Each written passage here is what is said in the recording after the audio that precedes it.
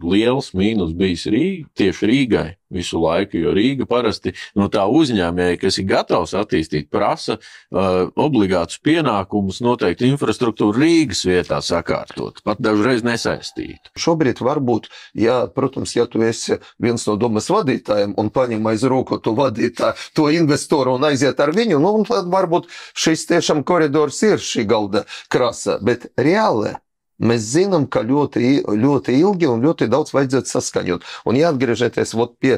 tā saucamā zemes gabala un šīs būves, kaut tas ir dzīvojamā māja, te uzstāsta labi, bet tehniski noteikumi ir tādi, ka Rīgas ūdens tev vajadzētu paņemt no turienes vairāk nekā 500 metri, vēl finansēt pārsukņēšanas stāciju, pēc tam tev vajadzētu nosfaltēt šeit ielu, pēc tam uzliek vēl šeit Rīgas gaismas stābi, kas arī ir dargi, pēc tam siltums šeit pienāk, un to tev visu vajadzētu darīt par savu naudu. Tā ir tā lieta, kad uzņēmējs nedrīkstētu būt ķilnieks.